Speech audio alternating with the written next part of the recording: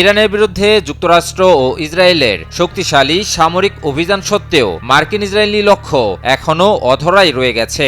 ইরানের শত শত হামলা আর হাজার হাজার স্থাপনা ধ্বংস করেও যুদ্ধ পরিস্থিতি এখন এমন এক পর্যায়ে পৌঁছেছে যেখানে স্পষ্ট বিজয় কারো হাতেই নেই। তবে কি ইরানের বিরুদ্ধে যুদ্ধে মার্কিন ইসরায়েলি কৌশল ব্যর্থ হতে চলেছে?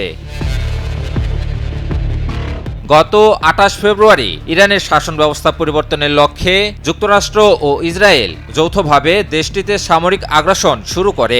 আগ্রাসন শুরুর পর থেকেই ইরানের গুরুত্বপূর্ণ স্থাপনা লক্ষ্য করে ব্যাপক ধ্বংসযজ্ঞ পরিচালনা করে মার্কিন ইসরায়েলি বাহিনী। কিন্তু এসব সামরিক ধ্বংসযজ্ঞ রাজনৈতিক জয় এনে দিতে পারেনি, বরং যুদ্ধকে এক অচলাবস্থায় নিয়ে গেছে।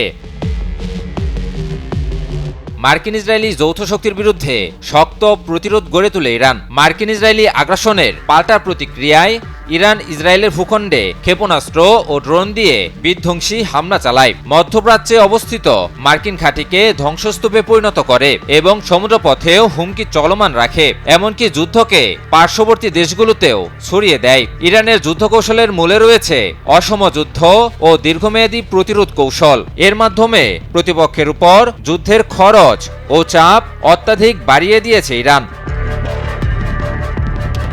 বর্তমানে এই সংঘাত এখন আর শুধু ইরানের মধ্যেই সীমাবদ্ধ নেই। লেবানন, ইরাকে থাকা সশস্ত্র মিত্র গোষ্ঠীগুলোর যুক্ত হওয়ার দরুন যুদ্ধ এখন একটি বৃহত্তর আঞ্চলিক সংকটে রূপ নিয়েছে। ইয়েমেনে থাকা সশস্ত্র গোষ্ঠী হুতিরা এখনো যুদ্ধে যোগ দেয়নি, কিন্তু যুদ্ধ আরও তীব্র হলে হুতিরাও যোগ দিবে, আর তখন পুরো পরিস্থিতি আরও জটিল হয়ে উঠবে।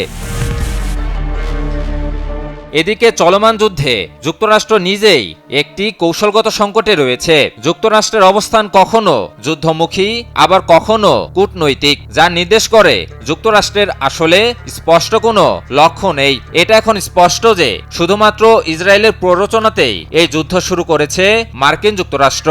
অপরদিকে ভৌগোলিকভাবে ছোট দেশ হওয়ার কারণে ইসরায়েলের পক্ষেও দীর্ঘ সংঘাতের চাপ বহন করা সহজ নয়। বিপরীতে ইরানের লক্ষ্য খুবই সহজ ও সুস্পষ্ট। যুক্তরাষ্ট্রকে সামরিকভাবে পরাজিত করা কিংবা ইসরায়েলের সামরিক সক্ষমতা নির্মূল করা কোনোটিরই প্রয়োজন নেই ইরানের। যুদ্ধে জয়ী হওয়ার জন্য ইরানের শুধু টিকে থাকাই যথেষ্ট। কারণ যদি ইরান রাষ্ট্র অক্ষত থাকে, যদি এর নেতৃত্ব রাজনৈতিক নিয়ন্ত্রণ বজায় রাখে এবং যদি এর আঞ্চলিক জোটগুলো সক্রিয় থাকে, তাহলে এই আগ্রাসনের মূল রাজনৈতিক উদ্দেশ্য ব্যর্থ হবে। 200-র বেশি সার্ভিস ও ফিচারে লেনদেনের সব বিকাশ অ্যাপে সম্ভব। বিশ্লেষকদের মতে এই যুদ্ধে কয়েকটি সম্ভাব্য পরিণতি হতে পারে। যুক্তরাষ্ট্র হয়তো জয় ঘোষণা করে পিছু হটতে পারে অথবা নতুন কোনো চুক্তির চেষ্টা করতে পারে। তবে সবচেয়ে সম্ভাব্য পরিণতি হলো দীর্ঘস্থায়ী যুদ্ধ, যা ধীরে ধীরে আরো বড় আঞ্চলিক কিংবা বৈশ্বিক সংঘাতে রূপ নিতে পারে। শেষ পর্যন্ত এই যুদ্ধের ফলাফল নির্ধারণ করবে কে কত বেশি শক্তিশালী কিংবা কতটা ধ্বংস চালাতে পেরেছে তা নয়, বরং কে বেশি সময় ধরে টিকে থাকতে পারে সেটা।